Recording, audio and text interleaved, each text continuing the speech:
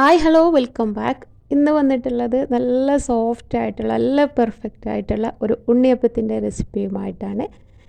ഇതേ രീതിയിൽ ഉണ്ടാക്കി നോക്കിയാൽ ആർക്കും ഉണ്ടാക്കിയെടുക്കാൻ പറ്റുന്ന നല്ലൊരു ഉണ്ണിയപ്പത്തിൻ്റെ റെസിപ്പിയാണിത്. ഉള്ളിൽ നല്ല പഞ്ഞി പോലെ സോഫ്റ്റ് ആയിട്ടുള്ള ഒരു അടിപൊളി ഉണ്ണിയപ്പമാണ്. നല്ല ആരോട് കൂടിയിട്ടുള്ള നല്ല ആർക്കും ഉണ്ടാക്കിയെടുക്കാൻ പറ്റുന്ന ഒരു അടിപൊളി ഉണ്ണിയപ്പമാണ്. അപ്പോൾ ഇതെങ്ങനെ റെഡിയാക്കി എടുക്കുന്നത് നോക്കാം. അപ്പോൾ നിങ്ങൾക്ക് എൻ്റെ വീഡിയോ ഇഷ്ടപ്പെട്ടാൽ ലൈക്ക് ചെയ്യാനും ഷെയർ ചെയ്യാനും മറക്കരുത്. ചാനൽ സബ്സ്ക്രൈബ് ചെയ്യാത്തവരുണ്ടെങ്കിൽ സബ്സ്ക്രൈബ് ചെയ്ത് സപ്പോർട്ട് ചെയ്യാനും മറക്കരുത്. അപ്പോൾ നമുക്ക് വീഡിയോയിലേക്ക് പോകാം. അപ്പോൾ അതിനായിട്ട് ഞാനിവിടെ 2 കപ്പ് പച്ചരി വെള്ളത്തിലിട്ട് കുതിർത്ത് കഴുകി മാറ്റി വെച്ചിട്ടുണ്ട്. വെള്ളം വാരാനായിട്ട് മാറ്റി വെച്ചിട്ടുണ്ട്. നമ്മൾ 250 ഗ്ലാസിൻ്റെ അളവിൽ 2 ഗ്ലാസ്സാണ് കപ്പാണ് അരി അളന്നെടുത്തിട്ടുള്ളത്. അങ്ങനെ നമ്മൾ ഇനിയിപ്പോൾ രാവിലെ ഉണ്ടാക്കാനാണെങ്കിൽ തലേന്ന് വെള്ളത്തിലിട്ട് കുതിർത്തെടുത്തിട്ടാലും മതി. തീരെ സമയമില്ല എന്നുണ്ടെങ്കിൽ ഒരു 3 മണിക്കൂറെങ്കിലും ഇളം ചൂട് വെള്ളത്തിൽ കുതിർത്തെടുത്താലും മതി. അപ്പോൾ അതാ ഞാനെല്ലാം മിക്സിയുടെ ജാറിലേക്ക് ചേർത്ത് കൊടുത്തിട്ടുണ്ട്. ഇനിയിപ്പോൾ ഇതിലേക്ക് ഒരു 6 ഏലക്കയുടെ കുരും കൂടെ ചേർത്ത് കൊടുക്കുന്നുണ്ട്. ഒരു 6 7 ഒക്കെ ചേർത്ത് കൊടുക്കുക. എന്നിട്ട് ഇനി നമുക്ക് ഇതിലേക്കുള്ള ശർക്കരപ്പാനി റെഡിയാക്കി എടുക്കണം. അപ്പോൾ ഞാനിവിടെ ഒരു 4 അച്ച് ശർക്കര 1 കപ്പ് വെള്ളത്തിൽ ഉരുക്കിയെടുക്കുന്നുണ്ട്. അപ്പോൾ നല്ല കളറുള്ള കറുത്ത ശർക്കരയാണെങ്കിൽ കാണാനും നല്ല ഭംഗിയുണ്ടാവും, നല്ല ടേസ്റ്റും ഉണ്ടാവും. അപ്പോൾ അതാ നമ്മൾ ഉരുക്കിയെടുത്തിട്ടുണ്ട്. ഇനി നമുക്ക് ഇത് അരിച്ചിട്ട് മിക്സിയുടെ ജാറിലേക്ക് ചേർത്ത് കൊടുക്കുക. അപ്പോൾ 1 മിനിറ്റ് അല്ലെങ്കിൽ ഒരു അര സെക്കൻഡ് വരെ ജസ്റ്റ് ഒന്ന് വെയിറ്റ് ചെയ്തതിന് ശേഷം ആ ചൂടോട് കൂടെ തന്നെ ആണ് ഇതിലേക്ക് ഒഴിച്ചു കൊടുക്കേണ്ടത്. അധികമായിട്ട് ചൂടാവേണ്ട, ഒരു അര സെക്കൻഡ് അല്ലെങ്കിൽ 1 മിനിറ്റ് വരെയൊക്കെ ഒന്ന് വെയിറ്റ് ചെയ്താൽ മതി. എന്നിട്ട് പിന്നെ ആ ചൂടോട് കൂടെ തന്നെ ഒഴിച്ചു കൊടുക്കുക. അരിച്ചിട്ട് വേണം ഇതിലേക്ക് ഒഴിച്ചു കൊടുക്കാൻ. അപ്പോൾ അതാ ഞാനിവിടെ ശർക്കരപ്പാനിയൊക്കെ അരച്ചിട്ട് മിക്സിയുടെ ജാറിലേക്ക് ചേർത്ത് കൊടുത്തിട്ടുണ്ട്. ഇനി ഇത് നന്നായിട്ട് തന്നെ ഒന്ന് അരച്ചെടുത്തിട്ട് വരാം.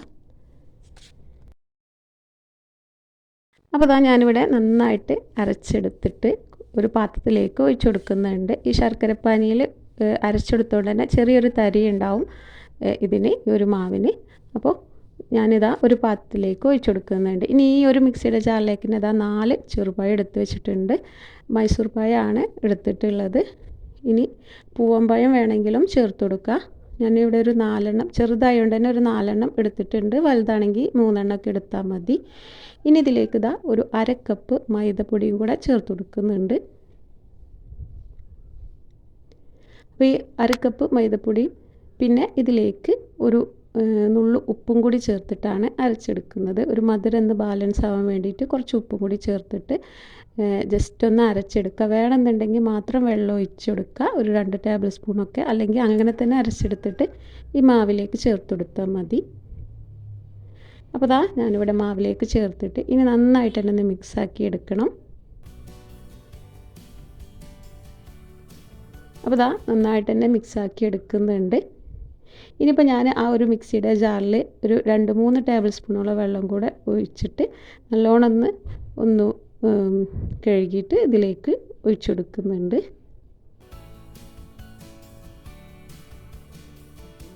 അപ്പോൾ ദാ മാവ് നല്ല റെഡിയായി വന്നിട്ടുണ്ട്.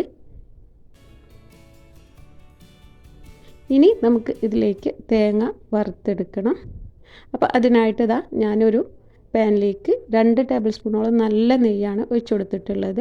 അതിലേക്ക് ഒരു 2-3 ടേബിൾ സ്പൂണും തേങ്ങാക്കൊത്തും കൂടെ ചേർത്ത് കൊടുത്തിട്ടുണ്ട്.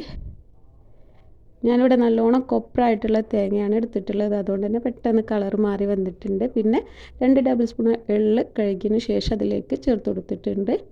അപ്പോൾ എള്ള് ചേർത്ത് കൊടുക്കുമ്പോൾ നമ്മൾ തീ ഓഫ് ചെയ്തിട്ടാണ് ചേർത്ത് കൊടുക്കാൻ. ആ ഒരു ചൂടിൽ തന്നെ ആ എള്ള് നമ്മൾ ചൂടായി കിട്ടും. അതിന് ശേഷം നമ്മൾ ഈ ഒരു മാവിലേക്ക് ആ നെയ്യോട് കൂടെ തന്നെ ഒഴിച്ചു കൊടുക്കുക.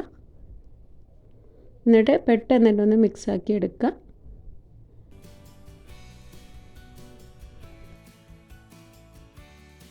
നെയ്യോ നല്ല ചൂടുള്ളതുകൊണ്ട് തന്നെ ചിലപ്പോൾ പെട്ടെന്ന് കട്ട കുത്തും. അതുകൊണ്ട് പെട്ടെന്ന് തന്നെ നമുക്ക് നന്നായിട്ട് മിക്സാക്കി കൊടുക്കുക. അപ്പോൾ അതാ നമ്മുടെ മാവ് ഇവിടെ റെഡി ആയിട്ടുണ്ട്.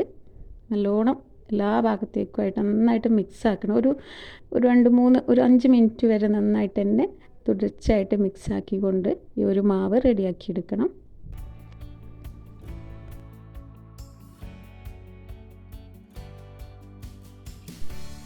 അപ്പോൾ ഇതാ ഞാൻ നല്ലോണം ഒന്ന് മിക്സാക്കി എടുത്തിട്ടുണ്ട്. ഇനി നമുക്കിതൊന്ന് റെസ്റ്റ് ചെയ്യാനായിട്ട് വെക്കണം. ഒന്നെങ്കിൽ രാത്രി ഇതുപോലെ വെച്ചിട്ട് രാവിലെ എടുത്താൽ മതി.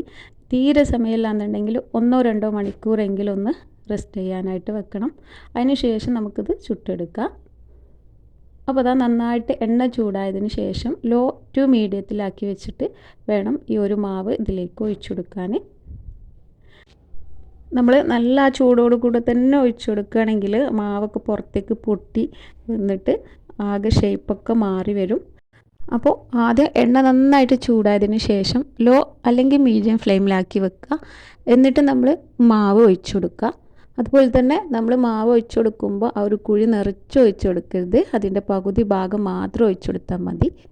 അങ്ങനെയാകുമ്പോൾ നമുക്കിതുപോലെ മാവൊന്നും പൊട്ടി വരുന്ന ആ ഒരു ഇതുണ്ടാവില്ല. അപ്പോൾ അതാ ഒരു ഭാഗം ജസ്റ്റ് ഒന്ന് ആയതിനു ശേഷം നമുക്ക് ഒരു ഭാഗം ഇതുപോലെ മറിച്ചിട്ട് കൊടുക്കുക. അപ്പോൾ ഞാൻ ഈ ഒരു മാവ് ഒരു 3-4 മണിക്കൂറൊക്കെ റെസ്റ്റ് ചെയ്യാൻ വെച്ചിട്ടുള്ളൂ, സമയമില്ലാത്തതുകൊണ്ട്. അപ്പോൾ നിങ്ങളൊരു 8-9 മണിക്കൂറൊക്കെ വെക്കുകയാണെങ്കിൽ ഇതിനാട്ടിലും സോഫ്റ്റായി കിട്ടും ഈ ഒരു ഉണ്ണിയപ്പം.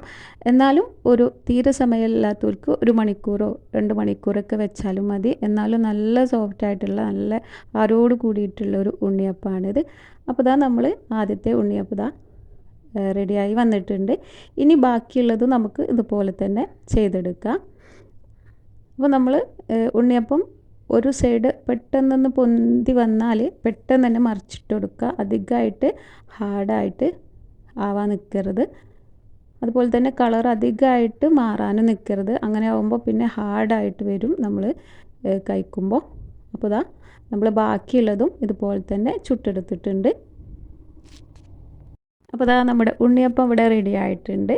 നല്ല പെട്ടെന്ന് തന്നെ ഈസി ആയിട്ട് ഉണ്ടാക്കാൻ പറ്റുന്ന നല്ലൊരു അടിപൊളി ഉണ്ണിയപ്പത്തിൻ്റെ റെസിപ്പിയാണ്. ആർക്കും ഉണ്ടാക്കിയെടുക്കാൻ പറ്റുന്ന, ഇതേ രീതിയിൽ ഉണ്ടാക്കി നോക്കിയാൽ ആർക്കും ഉണ്ടാക്കിയെടുക്കാൻ പറ്റുന്ന ഒരു അടിപൊളി ഉണ്ണിയപ്പത്തിൻ്റെ റെസിപ്പിയാണ്. അപ്പോൾ ഇതാ ഉള്ളിൽ നല്ല ആരോട് കൂടിയിട്ടുള്ള നല്ല സോഫ്റ്റായിട്ടുള്ള ഒരു ഉണ്ണിയപ്പത്തിൻ്റെ റെസിപ്പിയാണ്. അപ്പോൾ നിങ്ങൾക്ക് ഇതുവരെ ശരിയായിട്ടില്ല എന്നുണ്ടെങ്കിൽ ഇതേപോലൊക്കെ ഒന്ന് ഉണ്ടാക്കി നോക്കുക. ഈ ഒരു രീതിയിൽ ആയിട്ട് തീയൊന്നും കത്തിക്കാതെ ഇതേ രീതിയിൽ ഈ പറഞ്ഞ രീതിയിലൊക്കെ ഉണ്ടാക്കി നോക്കിയാൽ നല്ല പെർഫെക്റ്റായിട്ട് ഉണ്ണിയപ്പം ഉണ്ടാക്കിയെടുക്കാൻ പറ്റും. അപ്പോൾ എല്ലാവരും ഇതുപോലെ ഒന്ന് ഉണ്ടാക്കി നോക്കുക. നല്ല സോഫ്റ്റായിട്ടുള്ള ഉണ്ണിയപ്പം റെഡിയാക്കി എടുക്കാൻ പറ്റും. അപ്പോൾ നിങ്ങൾക്ക് വീഡിയോ കണ്ടിട്ട് ഇഷ്ടപ്പെടുകയാണെന്നുണ്ടെങ്കിൽ ലൈക്ക് ചെയ്യാനും ഷെയർ ചെയ്യാനും മറക്കരുത്. ചാനൽ സബ്സ്ക്രൈബ് ചെയ്യാതെ വീഡിയോ കാണുന്നവരുണ്ടെങ്കിൽ സബ്സ്ക്രൈബ് ചെയ്ത് സപ്പോർട്ട് ചെയ്യാനും മറക്കരുത്. അപ്പോൾ പുതിയ റെസിപ്പിയുമായിട്ട് വീണ്ടും കാണാം. താങ്ക്